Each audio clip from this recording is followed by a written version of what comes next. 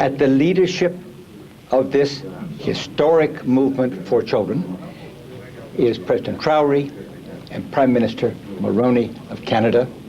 And I think that 10 years from now, 20 years from now, historians look back, will say that President Traoré has been a towering figure for children. Et les coprésidents de ce sommet mondial sont le président Moussa Traoré du Mali et le Premier ministre Mulroney du Canada. Et dans 10 ans, lorsque les historiens parleront de la survie, de la protection et du développement de l'enfant, ces historiens se tourneront vers ces deux personnalités qui ont rendu possible la plus grande rencontre dans l'histoire de l'humanité. J'entretiens des espoirs des plus sérieux quant aux résultats en faveur des enfants du monde, mais de façon spéciale, des enfants des pays en voie de développement, qui, eux, ont des besoins particuliers et des besoins urgents. J'ai l'impression que plusieurs solutions découleront des initiatives des prochains jours. Ce que nous attendons de ce sommet, c'est une prise de conscience. Une prise de conscience des responsables du tiers-monde et surtout une prise de conscience des responsables des pays industrialisés.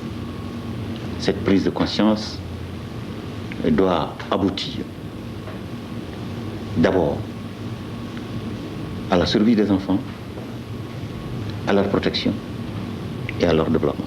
New York, ce vendredi 28 septembre 1990. Tout est prêt ou fin prêt au palais de verre de Manhattan devant abriter le premier sommet mondial pour la survie, le développement et la protection des enfants. Visite préalable des lieux par les deux coprésidents, salon et salle de conférence où doivent se dérouler les travaux.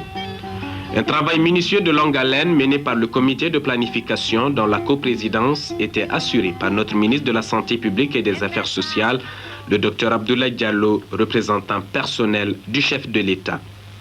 Les organisations non gouvernementales du monde entier, réunies au siège de l'UNICEF en présence des 6 initiateurs, ont chargé le chef de l'État de transmettre le message de leur disponibilité à œuvrer pour le suivi du sommet et la mise en œuvre du plan d'action en collaboration étroite avec les gouvernements et les organisations internationales. Samedi 29 septembre, au siège des Nations Unies, une réception et un dîner réunissant chefs d'État et de gouvernement annoncent les couleurs du premier sommet mondial pour les enfants. D'abord, c'est le premier sommet ouvert à la participation exclusivement des chefs d'État et de gouvernement. C'est aussi le premier sommet organisé à une grande échelle pour axer la réflexion sur un seul groupe universel de population, les enfants.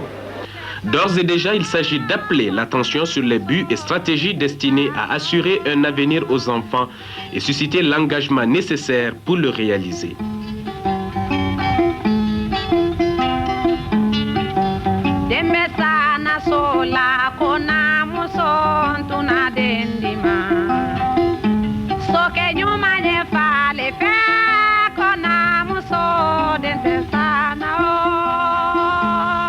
Et puis dimanche 30 septembre. En ce dimanche mémorable, le rêve est devenu réalité. Jamais de mémoire d'Américains, il n'y a eu tant de déploiement d'agents de sécurité dans les rues. Et pour cause, jamais de mémoire d'hommes, il n'y a eu non plus autant de chefs d'État et de gouvernement réunis autour d'une même table avec en toile de fond un objectif unique, assurer la survie, le développement et la protection des enfants. Historique donc, l'événement l'est et une action politique au plus haut niveau est nécessaire pour garantir ce bien-être.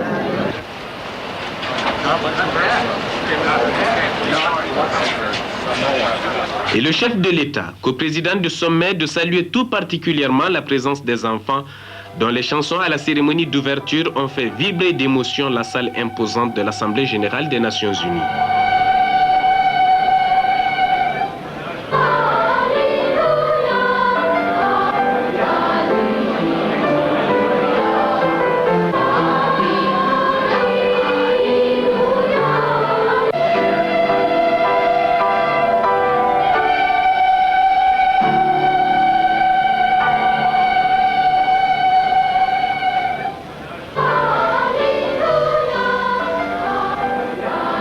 Autant de chefs d'État et de gouvernement ne se sont retrouvés ensemble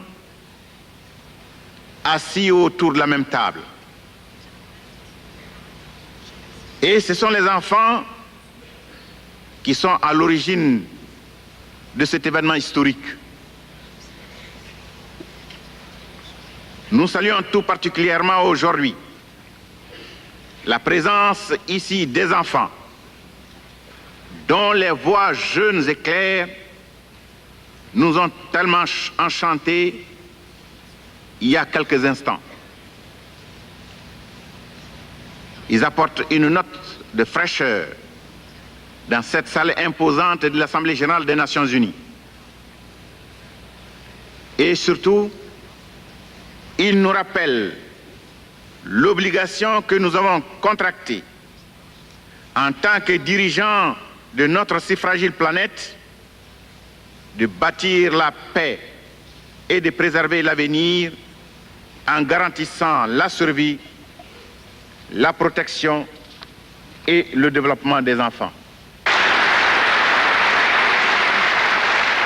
Tour à tour, le secrétaire général de l'ONU, Javier Pérez de Cuellar, le Premier ministre du Canada et co-président du sommet, M. Brian Mulroney, le président américain George Bush, celui des États-Unis du Mexique, Carlos Salinas de Gortari, et Mme Suzanne Moubarak, au nom du président égyptien empêché en raison des événements dans le Golfe. Tour à tour donc, ils ont interpellé chacun la conscience de tous sur la situation des enfants. Une situation préoccupante comme le feront ressortir les images du film présenté par le directeur exécutif de l'UNICEF, M. James Grant. Des images qui, selon le président de la République, soulignent bien l'urgence de la tâche et les dures réalités qui ont constitué la toile de fond des débats.